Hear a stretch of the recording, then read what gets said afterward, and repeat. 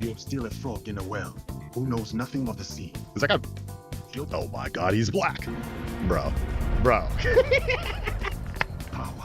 I don't think the gameplay looks bad or anything, but it doesn't really represent the big leap forward that I was hoping for. And it looks like reworked Valhalla. How many years have people been asking for an Assassin's Creed game set in Japan? And finally, when the franchise is at its weakest, they finally pull out their ace in the hole, an Assassin's Creed game set in Japan, just like we all wanted. The point is, it's a game set in Japan. And instead of playing as a Japanese man saving his country from the evil Japanese Templars, but no, we play as the one notable black man from historical Japan. And you know exactly why. Assassin's Creed Shadows. There hasn't been a game that has been so enshrouded with controversy in a very, very long time, and this is especially astounding because the game hasn't even come out yet the controversy follows wherever this title goes. Ubisoft has messed up at every single step and have ultimately alienated themselves from the entire gaming community and possibly even their own fanbase. But how in the world did we get here?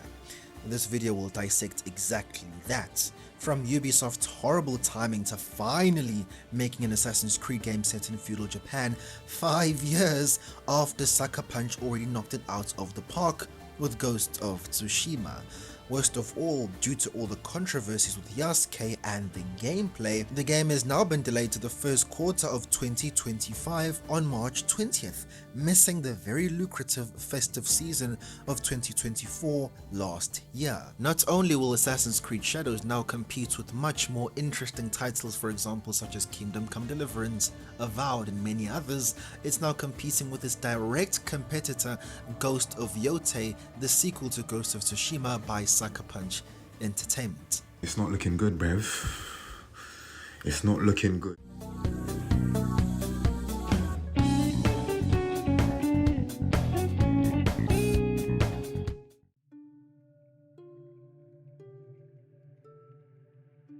So if you're somebody who hasn't been following this story over the past couple of months, the question you may ask is, how in the world did Ubisoft get here? Why is Assassin's Creed Shadows looking to be an absolute disaster for Ubisoft, and why are they so desperate for a win? If we're being absolutely honest, Ubisoft has been coasting for years. While to Ubisoft and their investors, this change in public perception seems to be completely out of nowhere and possibly even a blindside. But as someone who's played many Ubisoft titles over the past decade, this company's downfall has been a long time coming, and I'm relieved to see that the entire gaming community is finally voting with their wallets to abandon this company. Their complacency and generic output will be what puts Ubisoft out of business. While I was hoping that Ubisoft would someday redeem themselves, I've definitely come to the realization that without something drastic occurring like a hostile takeover, they will continue to provide players with mediocre titles year after year. Now, I was somebody who was enjoying Ubisoft titles playing the original trilogy of Assassin's Creed and the ones that came afterwards such as 3 and Black Flag. After completing Far Cry 3, I took a significant break from all of those titles. I waited, played some other games, played some RPGs, and took my time.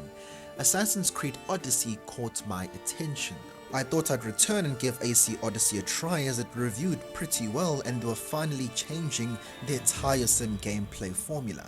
The original Assassin's Creed games are definitely starting to feel very samey and I'd personally had enough, so this was a welcome change for me. So I tried Assassin's Creed Odyssey, gave it a worthwhile shot, completed the game, and by the end of it all I was thoroughly frustrated with my experience and I wish I could get my money back. Not even joking. It wasn't necessarily bad, but Ubisoft's formulaic style of game design was painfully apparent, full of generic map marker objectives, main quests that were indistinguishable from the side content.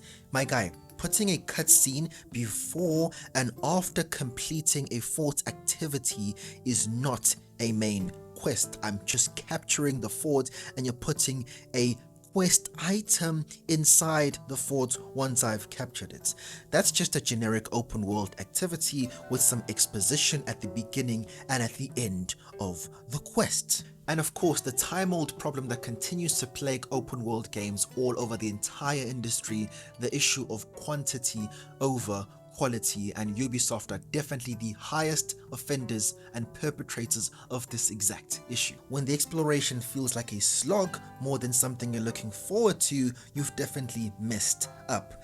It's really frustrating to me, especially because Odyssey actually has some really good ideas and a really strong art design I really enjoyed.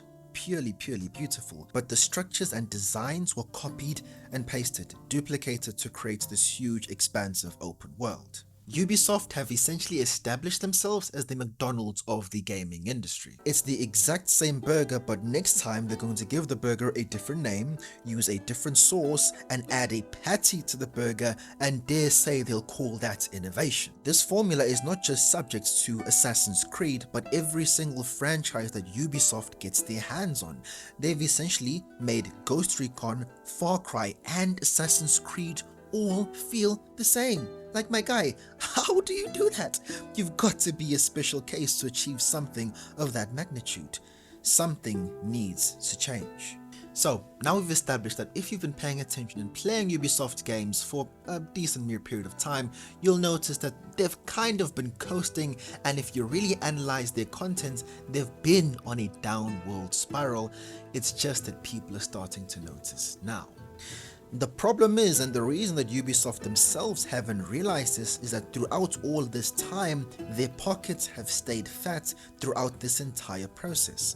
Even Assassin's Creed Valhalla, which was essentially more Assassin's Creed Odyssey with a different coat of paint, it became one of their most lucrative games, amassing over $1 billion just by 2022. So from Ubisoft's perspective, everything is well. The money's coming in, the players are continuing to buy our game, and Assassin's Creed Valhalla, our flagship franchise, continues to be a resounding success. Everything's on the up and up. What could go wrong? Everything changed when the first trailer for Assassin's Creed Shadows dropped. Why is a time of feudal Japan with Assassin's Creed? Why is there not a Japanese man, but there's a black man there? It's weird because all the other times they've had people that represented their area. Wouldn't it be kind of strange if they had an African Assassin's Creed and the main male protagonist was a Japanese man? People would be like, what are you doing? That's what people are saying now. I'm really pissed, and I really can't believe this is happening. And I really can't believe people don't see these things. You know, you cross the line. Why do we have to be killed in the rhythm of the rap? We finally got the game that fans of Assassin's Creed have been asking for years. Give us Assassin's Creed Japan! Give us Assassin's Creed Japan! I'm definitely sure this is not the way in which the fans wanted to get this game, but it's too little, too late. So do we play as a legendary Japanese character of old, Miyamoto Musashi, or somebody else? Absolutely not. We're playing as a brother. What in the world were Ubisoft thinking when they made this decision? To add insult to injury, these guys put rap music when Yasuke enters into combat. Greed cannot rule this village. Not while I have breath in my lungs and a blade in my hand. I said kill him.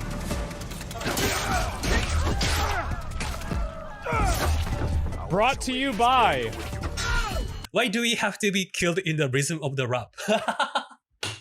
You cross the line. Please note that Yasuke is not African American, but just African, originally from the continent.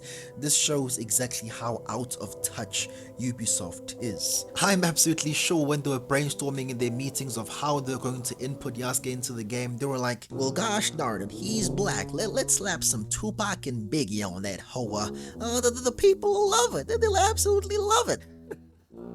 Dude, I don't know what the world they were thinking. And to absolutely nobody's surprise, the Japanese community was completely outraged. And my guy, being absolutely honest, this is probably the hugest financial blunder they absolutely could have ever done. If you are following the success of Black Myth Wukong, the amount of support that title got from China, the way in which the fans were ensuring to buy this title regardless of the circumstances, it's purely something to be proud of and something very cool. And now because of Ubisoft's poor decision, they've essentially lost the entire Japanese community from this decision. Asian people are proud of their culture, and this casting decision is a spit in the face to the Japanese and African people. As someone who is South African and someone who was born and raised on the continent, I want authentic representation. Please, and this is for all companies, give respect to the community and the culture that you're adapting. If they were to make an Assassin's Creed Ghana and made the main character a Chinese dude, everybody would be justifiably pissed. So instead of bringing immense profits to Ubisoft, they have separated their fanbase, bringing forth more controversy and significantly reducing the value of their company. Ubisoft at this point is absolutely desperate for a win, and it looks like Shadows is not going to be able to provide that major financial success. Because of all of this controversy, their stock has lost major value, and Ubisoft looks to be in the process of being procured by the mobile game mega house Tencent. And if everything goes as it's going right now, Tencent will be able to purchase Ubisoft for a steal of a price. Just think of the number of IP that Tencent will now have available to them. Assassin's Creed, Ghost Recon, pretty much everything from Tom Clancy, Splinter Cell, and many other things that are available to them. All of these franchises are in much need of a reboot, and some new management just might be what Ubisoft needs to shoot them to the next level. From initially being planned for a lucrative holiday season November release to a February release, then delayed once again to the 20th of March 2025. This is giving Cyberpunk 2077 vibes, and we all know how badly Cyberpunk 2077 was at launch. It's not looking good, man. I'm worried, and if you're a fan of Assassin's Creed games and you've pre-ordered this title or you're looking to get it at launch, I'd highly recommend you wait for the reviews and take your time with this.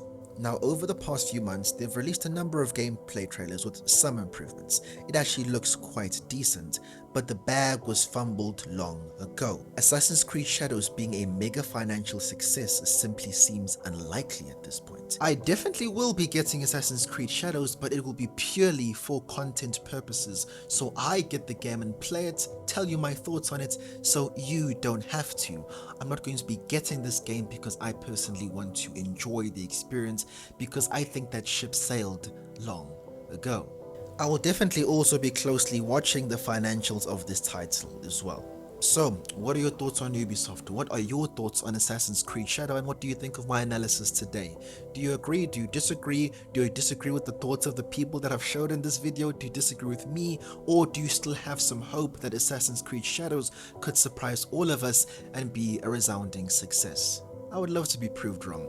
Having more good games is better for everybody, but this is Ubisoft we're talking about. I'm Explicit Sage. I'll check you on the next video. I'm out. Take it easy, y'all.